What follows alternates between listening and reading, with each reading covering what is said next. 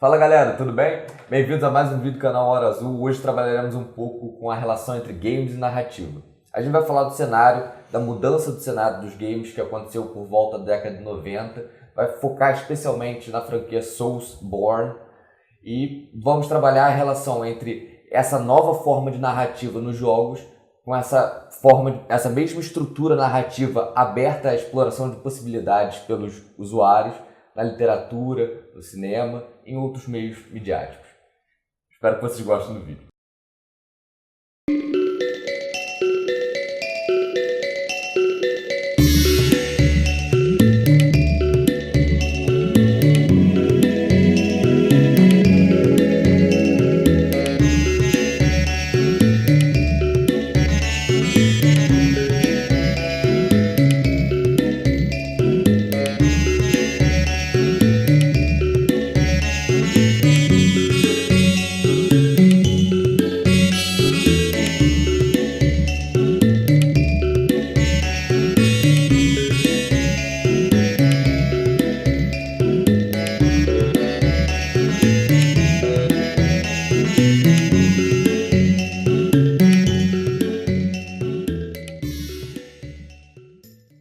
Bom, se a gente começar falando da narrativa dos jogos, né, que tem uma forma de narrar específica que contraria a própria ideia de narrativa.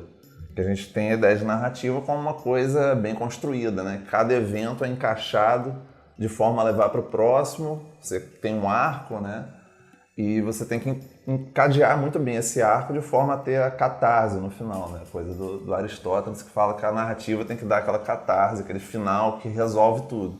Por exemplo, se você vai fazer uma adaptação de uma narrativa clássica, você vai mudar ela em algum aspecto, mas ela vai ter um fio ali que vai ser o mesmo para todas as versões, todas as adaptações. E se a gente for pensar na narrativa dos videogames, principalmente nos videogames, mas em qualquer jogo de tabuleiro, Sim. tem o contrário disso, que é a narrativa ou a história do jogo ali sempre vai ser diferente. Sempre tem uma abertura, né? Então os videogames têm essa vontade de narrar, mas se esbarra nessa dificuldade de juntar essa narrativa com uma Se coisa... localiza quase no limite, né? Porque se você pensa bem, a estrutura narrativa do jogo, ela existe, de uma certa forma. Você não pode fazer qualquer coisa, a não ser em jogos, sei lá, Minecraft, né? Que é até um jogo diferente, porque você realmente faz qualquer coisa ali, não tem um objetivo predefinido. A maioria dos jogos tem uma narrativa que você se encaixa nela de alguma forma, e é aquilo, você é sujeito e está sujeito, né? Os melhores jogos talvez sejam aqueles que te colocam nessa situação de ser sujeito, mas também te colocar possibilidade, não só uma narrativa linear que vai chegar em algum lugar inexoravelmente. Se a gente pensar a evolução dos videogames, eu acho que é uma evolução que foi caminhando para um controle cada vez maior da narrativa, que não quer dizer que todos os jogos são assim, né? Mas que a gente chega, por exemplo, a partir da década de 80, que é uma transição dos jogos de arcade, né? Os jogos mais que são lúdicos, não são muito narrativos. Você pensar Pac-Man, Pong, todos os jogos do Atari, por exemplo, não tem uma narrativa muito forte, né? E a partir da década de 90, quando você tem o Super Nintendo, Mega Drive, todos esses consoles que fizeram muito sucesso aqui no Brasil, que já começa a ter os personagens mais bem desenvolvidos, alguma história aparecendo ali no Mario, no Sonic, né? E depois você vai ter os jogos de RPG, jogos que tentam simular narrativas mais Complexas. que você pode escolher coisas, né? Mas também vai ter narrativas super bem delineadas, tipo Uncharted, God of War, The Last of Us, jogos que vão ser uma narrativa... Você vai sendo espremido dentro da realidade. Exato, Né? você tem algum nível de liberdade, mas ele vai sendo Sempre muito... puxa de volta. Até para uma questão industrial, né, de produção. Quanto mais fechada a narrativa de um jogo é, mais fácil ela de ser produzida, de ser controlada. Controlar o nicho que vai comprar o jogo, tem todo um jogo comercial também. Prever questões de orçamento, de mercado, etc. E aí, se a gente for pensar, por exemplo, o Demon's Souls, a série Soulsborne, né, é meio que uma quebra disso. Porque, primeiro que é uma narrativa bem mais aberta, né, que você não tem uma interpretação única. Então é mais difícil de você determinar o que é aquilo, qual é aquela mensagem daquele Sim, não tem muitas cutscenes, né? Não tem muito aqueles vídeos para você entender o que está acontecendo. Então você, na verdade, como você não está entendendo, você pode fazer qualquer coisa, porque tanto não avançar nada, quanto avançar por um caminho que não era para você estar avançando. Isso acontece muito nos jogos dessa série, porque aí você chega num lugar que você começa a morrer com uma espadada, um golpe do inimigo. Sim. Aí tu fala, pô, não era pra eu estar aqui. Aí você volta e vai fazer... É um freio na experiência. Exatamente. E o interessante, uma coisa que me deixa particularmente impressionado na narrativa desses jogos Soulsborne, é que você tem explicações plausíveis para você voltar da morte. Né? Nunca você volta da morte porque, bom, você está no videogame. Sim. Né? Sei lá, no Bloodborne você, que a gente vai falar mais tarde, um pouco mais, a gente tem uma explicação plausível. Você está vivendo num sonho, num pesadelo. Então, na verdade, o que retorna não é o seu corpo... É só a representação. Né? Exatamente. Muitos desses jogos de estrutura mais fechada, The Last of Us, Uncharted, que são jogos famosos e muito bons, mas você morre e volta 15 segundos antes de você ter morrido. Sim, então, é como se a morte fosse assim, um defeito na narrativa. Exatamente. Né? Você não pode morrer. A narrativa do seu sucesso é inexorável. E nessa série, não. A narrativa do seu sucesso não é inexorável. E muito jogador para de jogar. Inclusive, se você pensar no Dark Souls, por exemplo, se você não morrer... Não tem faz sentido exatamente. A história, né? Porque é justamente... É a história de um undead, né? De um morto-vivo. Então, você não faz... E você está sempre naquela tensão entre a humanidade e a não humanidade do personagem. Sim. Então, a morte faz sentido dentro do jogo. Isso é bem interessante. Eu acho que é bem uma ruptura mesmo, até por essa questão da dificuldade, né? Porque é o jogo mais fácil, que tenta levar o jogador na mão, né? Olha só, não, vai aprendendo aqui, vence aqui. Tutorial aqui para você aprender a jogar. Tutorial é justamente uma forma de encaminhar a experiência, de facilitar a venda desse produto, né? Ó, isso aqui é feito para pessoas de tal idade, com tal experiência. Como se a experiência da vitória fosse garantida, porque o cara comprou o jogo, né? Então tem isso, né? Exatamente. O cara comprou o jogo, então ele você pagou, então você tem direito ao sucesso no jogo. À experiência total. Sendo que a experiência total é justamente você dominar o aprendizado das técnicas, né? Para chegar. E nisso é que essa franquia, né, se coloca de forma totalmente diferente, né? Então, tudo faz parte dessa experiência, né, da estrutura narrativa mais aberta, né? E, por exemplo, a questão, né, dos NGs, né, dos New Games, né? Você não consegue completar o jogo todo de uma vez só, você tem que fazer o jogo duas, três vezes, porque uma vez você toma um rumo que você consegue fazer um pacto lá com uma divindade e no outro você não vai conseguir, porque você fez pacto com aquela outra que são inimigas. Essa narrativa muito fechada, uma narrativa quase do romance moderno, né, propriamente dito, né, moderno cronologicamente falando, porque a partir daquele momento sai de uma narrativa mítica que em geral é aberta a interpretações ou a interpretações diferentes e fecha numa história que tem uma delimitação cronológica, os personagens específicos, a interação específica. E é sempre a ascensão de um indivíduo, né? Sempre a ascensão do jogo é isso, né? Ou a decadência, né? Mas é sempre uma trajetória específica que você vai seguindo ali. E eu acho que, tipo, na verdade, se você for recuando historicamente, você vê muito disso que tem no jogo hoje na narrativa mítica. Quer dizer, você está lá... Qual é a trajetória do Odisseu? Tem aquela trajetória ali feita pelo Homero, mas você tem outras trajetórias que são contadas paralelamente. E, na verdade, a trajetória principal é só como se fosse a quest principal, né? As side quests são infinitas, assim, interpretadas diversas vezes na história. Eu acho que isso meio entra em decadência em um certo momento e depois ressurge também dentro da própria literatura. E hoje em dia eu vejo isso acontecendo. É quase, na verdade, com Bloodborne acontece isso. Rola um fanfics, né? As pessoas vão lá e criam suas próprias histórias.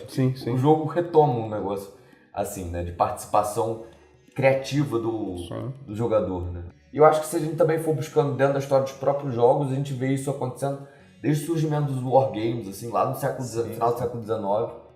E toda essa construção depois em cima do RPG, mas sempre explorando essas aberturas. E paralelamente eu acho que a gente tem esse desenvolvimento dos wargames, também aquela questão da escrita do what if, né? Tipo, a história que é reimaginada a partir de um momento nodal que abre possibilidades. A história que a gente vive seguiu um certo caminho. É a ucronia, né? Exatamente. É a chamada ucronia. Você fazer de conta, né? Que na verdade tudo faz de conta, né? Fazer de conta que aconteceu uma outra coisa. Olha, e se tivesse acontecido uma outra coisa? Isso e tem jogos assim, né? Wolfenstein, por exemplo, é isso, né? Exatamente. Então você tem jogos que brincam com essa possibilidade também. E se se os nazistas tivessem ganho a guerra, né? Então, e que é até interessante para quem trabalha com história, né? No meu caso, por exemplo, eu sou professor de história, né? Meus alunos, toda vez que eu estou falando de alguma coisa, passo filmes sobre o século XVIII, sobre o século XIX, eles viram para mim, pô, professor, Assassin's Creed isso aí, né? Então, é bem interessante, né? Porque eles veem no jogo então, e cria uma ponte para eu entrar um pouco no universo dele, até porque eu já joguei também, então aí eu consigo até, né, aproveitar isso melhor e falo, realmente, tal, então se você jogar lá no Assassin's Creed, presta atenção na história, você vai ver algumas coisas sobre isso aqui que a gente está vendo. Então isso é bem interessante porque esses jogos... Coloca dentro de um contexto concreto, né? Exato. E auxilia... Tá experimentando aquele... E auxilia muito porque o que eu tenho a impressão, pelo menos com os meus alunos, é que eles não têm muitos meios de imaginar a situação histórica. Sim. Né? Eles têm algumas imagens, têm textos... A história é dada no colégio como se fosse uma tabela periódica, sim, né? Você olha... Sim. E olha, é isso. Não mas tem concretude, né? O videogame dá essa concretude, né? Por mais que seja ficcional, ele dá uma concretude que a gente com documentos não consegue dar. Né? Você saber que uma roupa, olha, os soldados... A guerra era diferente no século XVIII, né? Meus alunos ficam muito... chocados, os caras ficam tocando tambor, professor, pô, pra quê? Né? E aí se ele vê um jogo como o Assassin's Creed, ele entende por que certas mudanças, as sociedades eram diferentes. Então, essa experiência dos jogos aí é muito interessante, até mesmo para você dar a capacidade de imaginação sobre outros tempos que não são os nossos, que não é o nosso. Né? E te jogar lá, né, te forçar a fazer as escolhas. Por exemplo, no Wargames isso acontece muito claramente, só que de uma forma muito simples, né, porque você é jogado e aí você tem que decidir, não, ao invés de tomar essa decisão como o Wellington tomou, vou tomar outra decisão que vai me permitir construir uma outra história. Mas quando você leva isso para uma área menos pública, né, mais privada, é mais interessante ainda. Porque você começa a questionar, será que os valores da minha época são esses valores centrais, universais, ahistóricos? Não são, né? É diferente. Viviam pessoas, e as questões talvez fossem as mesmas, mas o rol de opções era diferente. Em vários jogos você nota um pouco isso, assim, aquele tensionamento dos seus valores, dos valores do seu tempo, né? Em experiências que não fazem sentido com os seus valores. Né? Você está num mundo medieval, não faz sentido você ficar se perguntando, olha, vou matar, não vou matar. Ou o cara vai te matar, então assim, meu amigo, aqui não é essa hora, né? Nesse mundo você não podia fazer isso. Isso que vocês falaram me lembrou um game designer da década de 80, 90, chamado Chris Crawford, que ele tinha uma ideia para descrever isso, que eu não lembro se é narrativa, se é alguma coisa procedimental, que é você construir um cenário, e ele fez um jogo chamado Balance of Power, que era justamente isso, que ele fazia uma reconstrução do cenário da Guerra Fria. E aí você tinha que escolher se você ia ficar na posição dos Estados Unidos ou da União Soviética. E aí as alianças que você podia construir, obviamente, que podiam ser parecidas com o que aconteceu de fato, historicamente, mas você podia também pensar uma aliança dos Estados Unidos com o Vietnã, ou uma coisa diferente, né? E ver como que aquilo, segundo os algoritmos lá do software, do jogo, né? Como que aquilo ia disseminar resultados diferentes, né? E aí é muito doido que o objetivo do jogo, em vez de ser derrotar o inimigo, era impedir um desastre nuclear. Ou seja, o objetivo do jogo é manter o balanceamento do poder mesmo. Que é a coisa mais difícil, né? É muito mais difícil você evitar o conflito do que realmente ganhar ou entrar em conflito. Então é um pouco isso, de imaginar cenários, que é uma narrativa, na verdade, que a graça dela é justamente não ter linearidade, né? Tem um negócio que a gente tem que sempre ponderar em relação ao RPG, que em geral quando falam, é no RPG que você tem mais essas escolhas. Tem também RPGs lineares, né? Tem RPGs que você, na verdade, só vai terminar com mais itens ou terminar com menos. É essa abertura de narrativas que eu acho que é mais interessante. Que pode acontecer no RPG, no jogo de estratégia, pode até no FPS, de repente. Os jogos de estratégia, em geral, são totalmente abertos, né? Exato. Tirando o que você tem que usar determinadas técnicas, determinados equipamentos e tal. Vou mandar, por exemplo, como acontecia, uma das formas de vitória, do Civilization 2 era mandar colonos para Alpha Centauri, se não me engano. Bem, isso era o fim que o editor esperava que você chegasse. Mas se você não chegasse lá, tinha outros meios, né? Tinha outras coisas que você podia fazer. Essa centralidade narrativa eu acho que é bem interessante porque ela explora algo que é próprio, segundo alguns autores, em especial o Alasdair MacIntyre, que me é muito caro, da própria narrativa com sentido dentro da vida humana. O MacIntyre, ele sempre fala assim, olha, por que a sociedade heróica exerceu tanto poder durante a história pré-momento de racionalização ali que rola com o rompimento do século XVI da filosofia com uma tradição que a antecedia. Porque, na verdade, aquelas pessoas que são tratadas na narrativa épica são pessoas que têm decisões a tomar, que é uma estrutura semelhante à nossa. A gente estrutura a nossa vida a partir de uma ideia de sentido, né? Pelo menos a maior parte das pessoas. Eu acho que os jogos, e na verdade, quando eles abrem isso, eles colocam ali para tomar, dentro de uma outra narrativa, para tomar decisões que vão afetar aquela narrativa de forma definitiva. Uhum. Por isso que eu acho que rola a aproximação muito grande entre, com muitas pessoas isso acontece, vira uma espécie de vício, né? Entre a vida da pessoa vivida fora do jogo e a viver dentro do jogo, né? Demais. Isso aí é terrível. Até demais, né? É demais. É o que a gente chama de imersão, né, basicamente. Né? Você se coloca dentro daquela realidade nova e às vezes até se confunde um pouco. Então, né, isso sem dúvida é muito interessante para pensar aí essa emergência, né, mesmo, né, de uma indústria, né, de um cenário de narrativas, né, do que são os videogames, né, e que assim, mudou de forma acelerada nos últimos 30 anos. Um dado interessante, assim, que costuma ser lembrado quando a gente fala de videogame, mas que já tem um bom tempo, se eu não me engano, mais de 10 anos que a indústria dos videogames superou em faturamento a indústria do cinema, literatura, fonográfica e tudo. Somadas, né? Somadas. Somadas, o que é muito impressionante. Eu não tinha essa percepção, não sabia disso. E depois que passei a jogar mais, né, me interessar mais pelo universo dos videogames, né, tava uns 3 anos aí sem jogar e voltei a jogar agora há pouco tempo. Cara, fiquei muito impressionado com essa questão financeira dessa indústria, né? Que é uma coisa incrível, né? O God of War novo, que saiu agora recentemente, em 3 dias vendeu 3 milhões e 100 mil cópias. Sim. Cara, o jogo custa R$200. Então, assim, calcula isso daí, do faturamento disso aí em 3 dias. É engraçado que isso se reflete também em outras camadas da produção. Sim, né? tem uma cadeia, né, produtiva que vai muito além do jogo em si. Né? Os jogos, em geral, demoram mais tempo para serem produzidos. Sim. Muito mais gente envolvida do que um grande filme, por exemplo, sei lá, comparar os Vingadores com o... Quem zera o jogo sabe, né? Porque fica vendo aqueles Exato. créditos que não créditos terminam demora mais do que o próprio né? jogo, sim, né? Sim. Eu acho que antes do videogame, talvez a experiência mais próxima do real fosse o cinema. Mas você ainda era muito passivo, né, em relação à narrativa. Com o jogo e com essas capturas, né, da própria imagem dos atores para fazer, né, as histórias, agora, hoje em dia você está plenamente inserido. Só falta você entrar na tela, né? Porque eu acho que ainda não vai rolar, mas só falta isso, né? Por enquanto. Então tem isso também, né? Em que medida existe uma influência ética dos jogos, né? Na mudança de comportamento, né? Isso, eu acho que, sim, tem muito a discutir aí, né? Você pode ver até a proliferação de jogos sobre o fim do mundo. Apocalipse zumbi, isso é bem interessante, né? Isso é muito o espírito da nossa época, né? Sim. Né?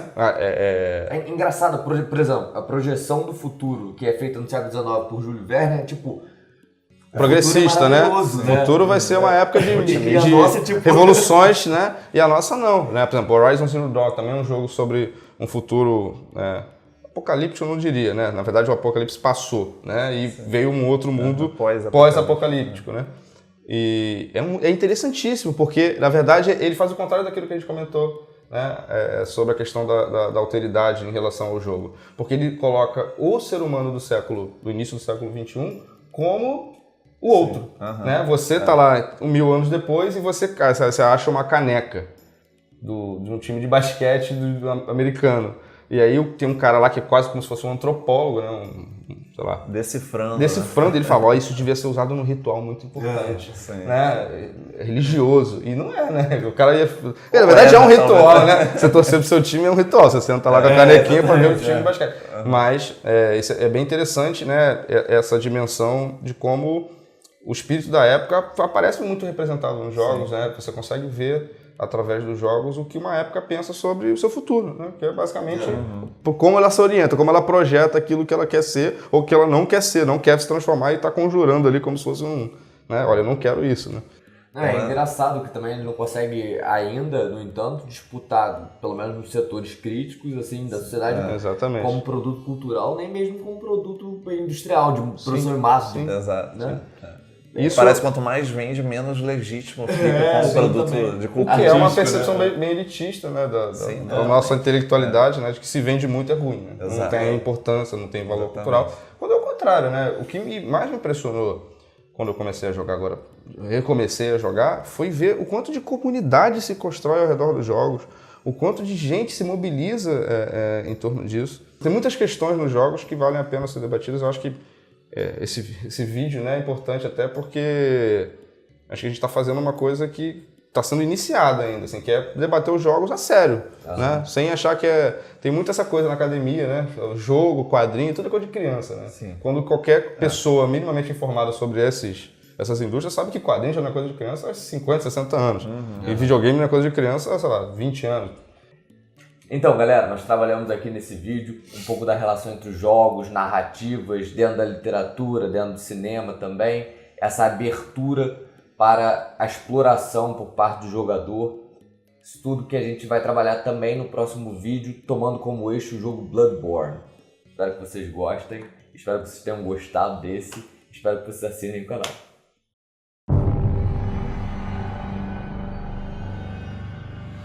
You can run, you can hide, you can pray, but I'm gonna cut you down. You can